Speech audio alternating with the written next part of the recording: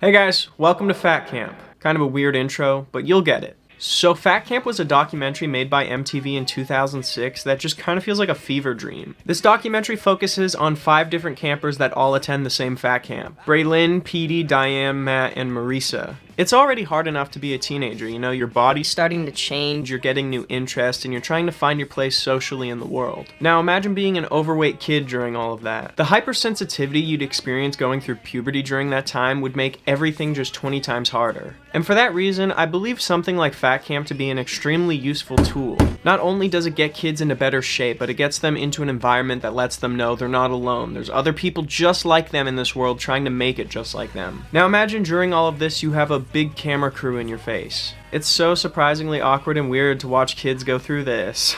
So let's get personal with Fat Camp.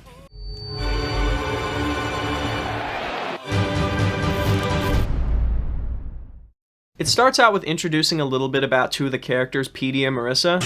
I met Marisa 3 years ago at camp. She was on a bench and I just came up to her and I was like, I just have to say you're beautiful.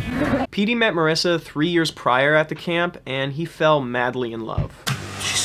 Right away we kind of see that Petey's the funny guy of Fat Camp and Marissa's the pretty girl of Fat Camp. 2 things I never thought I'd really say in my life, but here we are. Being the pretty girl around these parts, Marisa kind of tries to play the open field more this year, whilst Petey's trying to make a relationship happen with her. Right away we can kind of tell that the relationship's not really on Marissa's mind.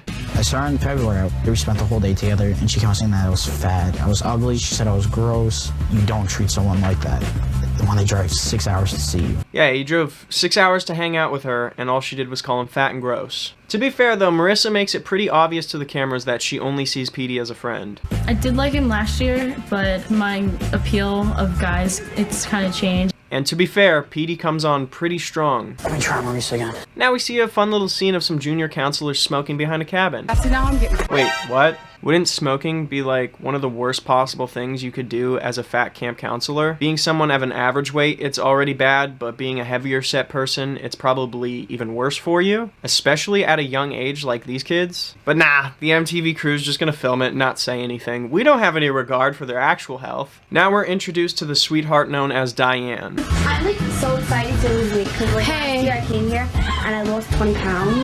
Wow, Rachel, you lost like another person. Amanda. I saw those eyebrows. I'm here last year. May. Girls, can we show you the ropes? Yeah. But that's not last year. I've got to go check my blood sugar. It's so awkward the way that they just film her being ignored. I could not be so heartless. I would immediately stop everything and make sure everybody's paying attention because I hate when people get ignored. Guys, Diane is trying to say some shit. Look! So Diane starts telling us about how hard the journey of losing weight has been for her, especially because she developed diabetes.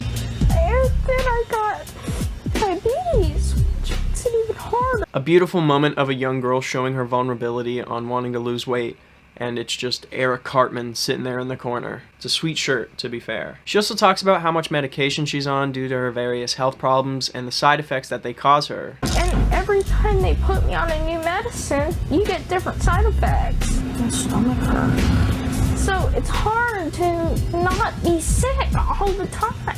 She wants to lose all this weight because she wants to attend a high school after being homeschooled for so many years, because she wants the high school experience. She wants to meet friends. I've been homeschooled for about a year and a half, and it is hard to find friends, and I want the teenage high school experience. This is the high school that I'll be going to next year. Anybody watching who's being homeschooled, I can tell you right now, it sucks ass. I can sum it up pretty quick for you. Bad food, not being invited to parties, kissing a couple girls on the lips. At least, that's what people said happened to them. For me, it was kissing the lunch lady for an extra cookie.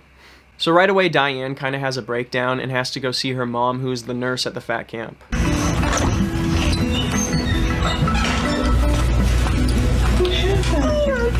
just thought that it would be a little more funner than this. It's just like I'm not there. This video was supposed to be funny, but frankly, this whole segment is just really depressing. Marisa got so big. Never mind, we're back to Petey. That's such a weird diss to say at Fat Camp, like calling somebody out for being fatter than they were before. No, dude, when I saw her, Since I saw her last time, she got really big. Like, isn't that the whole point of coming back to fat camp? You want to feel better about yourself? It's kind of like when people go to the gym and take pictures of, like, bigger set people at the gym. Look at this piece of shit trying to improve his life. Fuck you, nerd! So it's the first morning of fat camp, and we get a speech from the athletic director that is kind of on par with Braveheart. There are some guys here that can run miles. There are some guys here that can't. Do not be self-conscious about what level you're at now. This shit is so inspiring, it makes me want to go to fat camp. See the girl in the purple walking up the hill? Yeah. Doesn't she have a boyfriend? No, she doesn't have one. But she did get big since last time I saw her. Oh, no, we're back to Petey being a bit of a dickhead. He's just going around talking shit in the weirdest possible way. She's such a whore. What the fuck? She's such a whore? Petey is the epitome of a guy getting rejected by a girl, and he turns around and immediately just starts throwing whatever insults he can. You wouldn't have sex with me, you prude. That makes you a whore. What?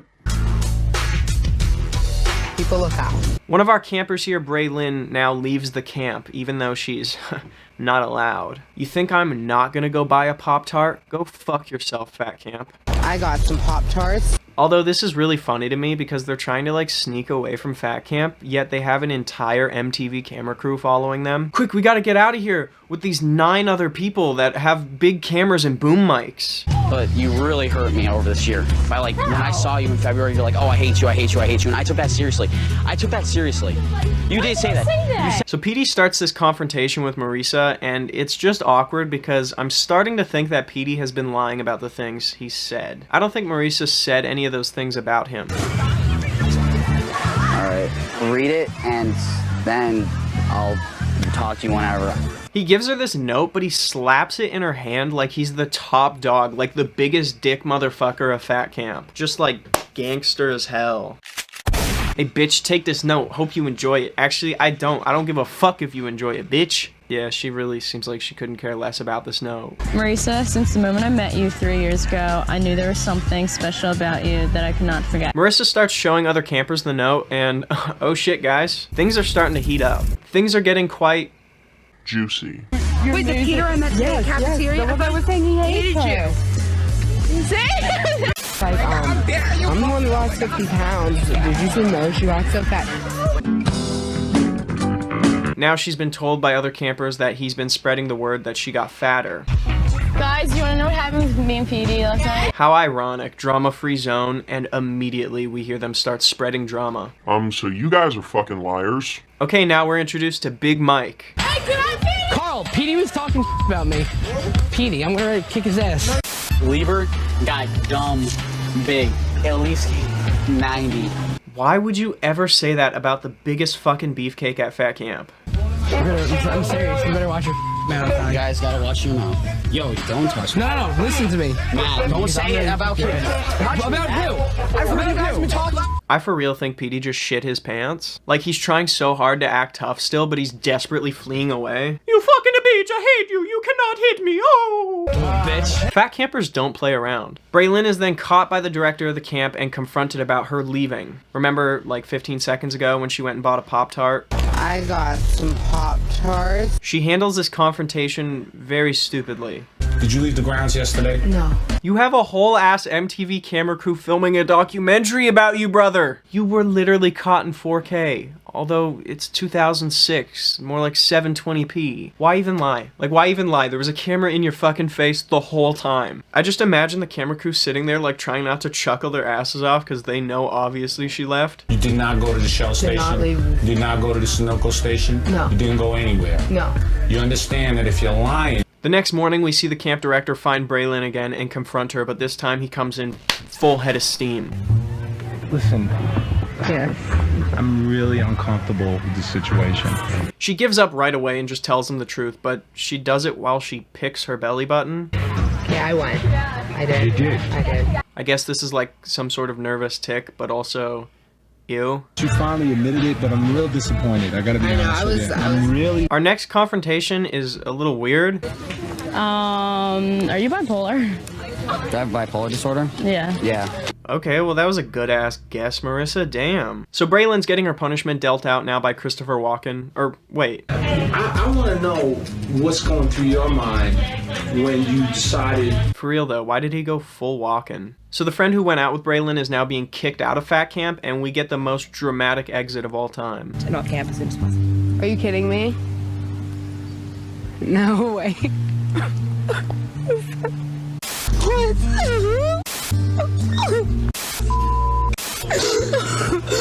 I have to come home. I have to come home, Mom. Josie just left. They just took. I didn't even get to say bye. I'm going to stay here.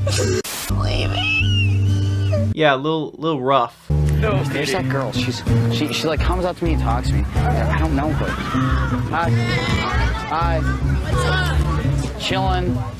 Why is Petey so randomly a cunt all the time? Like, it just comes out of nowhere. Holy shit, this stupid fucking bitch is all over me 24/7 all the time. Holy fuck. Hi. Hi. What's up? Yeah, dude, she was so annoying and so all over you. Right after this, poor Diane eats absolute shit. Let me get on.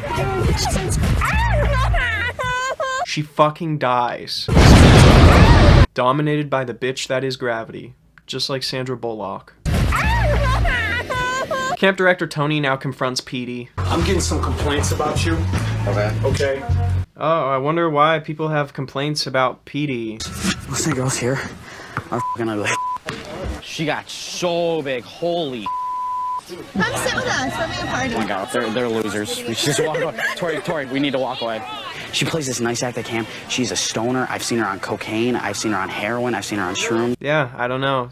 Crazy, I guess. If you say nasty things to girls and things of this nature, you are going to have a huge problem. I will lock you down. Wait, what the fuck was that? Lock you down? Tony, I was with the rest of the stuff, and this was like a pretty good punishment being dealt out until you hit lock you down. Jesus Christ. Now we get an Oscar-worthy performance. I really didn't do anything wrong. It's your word against like 10 people. Yeah, I understand that. Okay, I swear to you. Petey, listen, you don't have to get so much. No, I am because Dude, you don't have to get I've been trying to be so nice. I just want to be this perfect little kid. I just want to lose the rest of the weight. It's crazy how nice I've been trying to be, honestly. They're like nagging me to take a shower when I don't need one. They're like, you're gonna be stinking. You don't feel all dirty. Well, I understand your frustration, Diane, but like also on the other side of that, maybe just take a shower. Like if people are just telling you you need to take a shower, it's probably time that you take a shower. Listen, if you guys had just told me that I stink, I would have taken a shower. Guys, if you would have just told me I smell like horse shit, I would have taken a shower. I'm blind. Ew? Is it not weird that a whole ass camera crew of adults is sitting here filming a naked child? No, leave me alone. I hate this place. Everybody's mean to me. It really is hard to tell somebody they stink, and there's really no kind way of doing it. But it has to be done. I get both sides of the coin. Nobody wants to be told they stink. It hurts. So Marissa comes in like an absolute fucking machine and lets these little fucks know what the fuck is up. Everyone inside of J4 right now. Everyone sit down on your own bed. Right now. Sorry I got aggressive. I just think it's really cool. Now why do I have a girl at 10:30 at night coming over to me crying? Can someone answer me that? Me? Right. Anyone. Please don't jump all at once. We have a low self-esteem here. Everyone is scared of their own body. I'm not scared of my own butt. I wasn't laughing because of her weight or anything. We're girls. We all have the same thing. Whoa! Way to make a statement. Frankly, this is empowering and I can get down with it. Why don't more people do this? This is how to set a statement. Boobs. Who cares? You have the same exact thing. Well, now I just feel embarrassed. I mean, it's not big, but it's definitely not a In all honesty, though, this is a really good message, and I truly commend Marissa for delivering it the way she did. Camps all over the world need counselors like this, and not like my old counselor, David. Fuck you, David, you weirdo. Does anyone have anything to say? Like a sorry or anything? What? Diane, I'm really sorry, and I really didn't mean to make you feel bad. Like, I love you. You're, like, so cool. I really didn't mean to make you, like, feel bad. Honestly, you're so awesome, and I'm so jealous of how cool you are. I gotta go say bye to the wife. Me and Chelsea met the first week of camp. We started hanging out, and I wanted to be romantic, so I asked her out during the 4th of July at the grand finale. Petey, you salty little dog. You went and bagged a girl the first week of camp? Let this be a learning lesson to all the guys out there who feel like they'll never get anyone. Look at us. If Petey can do it, you can do it. And if I can do it, you can do it. What's stopping you, fellas? I will be honest, though. Being funny goes a long way, so start telling jokes now. I just realized I'm also still naked. So Petey's new girl is mad at him because some other girl on a field trip was trying to, get up all on in business. Trying to smoke his recorder. Trying to play his joint. Whatever the kids say. You know that Cynthia girl? She seriously kept on hitting on me. And obviously it looked like we were doing stuff, but we weren't. Now this motherfucker is complaining about Marissa being with Matt because he still has feelings for her. Save some pussy for the other campers, Petey. It's like, why do I like this girl who despises me? Well, I can actually explain this one with one simple quote. Absence makes the heart grow fonder. When we're told we can't have something that we used to have, it creates this craving, this fondness in our heart and our brain that we typically wouldn't feel with a normal feeling. But when you're given time to think things over and think clearly and like yourself again, you realize that maybe it wasn't the best situation for you in general. Or maybe she just gives really good hand jobs. Whatever, it's election time and our candidates are Petey, Matt, and Tracy, which should technically be a landslide because Big Matt has by far the best slogan. Be fat, vote Matt. Nice. In a big shocker upset victory though, Tracy wins. Tracy Kaplan! After the election, Braylon is confronted by Joe again, and this time it doesn't go over so well. You're not doing anything. You're not with the kids. You're wandering. You're just not doing your job. She's given an ultimatum of either losing her counselor privileges and turning into a regular camper or just going home. They have a minor vocal tussle and Joe comes up with the decision that she's being kicked out of camp. I don't care. They're my mistakes. They're not yours. Hey, listen, she's flipping out, baby. She's yelling. She's screaming. You gotta send somebody. Goodbye, Braylon. Smell you later. Whoa, not because she's a fat girl. Just want to clarify, all these jokes don't pertain to their weight. It's just an expression. We get an update that Marissa hooked up with another counselor, and it's somebody that Matt doesn't like. And, it's been pissing me off all day. That just kind of came out of nowhere. Like, what the fuck? Petey starts showing this kid the ropes, and by the ropes, I mean... how to slay Fat Camp Tang, boys. I'm just anxious. Of what? I don't know. What are you scared of, you little bitch? Do you know how awkward this must be It's for them? very awkward, but you know what? You gotta break out of your cell.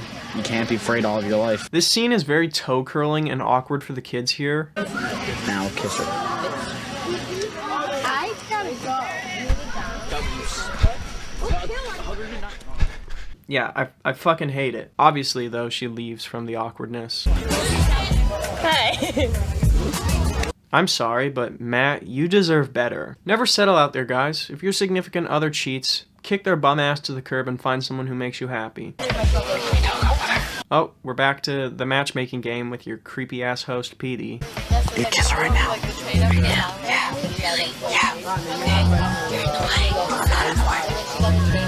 Just kiss her, dude. Kiss her right in front of me. Just mow down on that fucking tongue. Just grab that tongue and kiss her right in front of me. Grab her throat and grab that tongue with your tongue. But in the end, boys, he gets his kiss.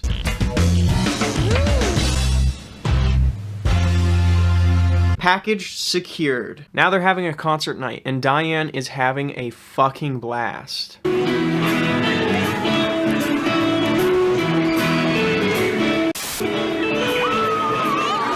She's by far having the most fun at the concert.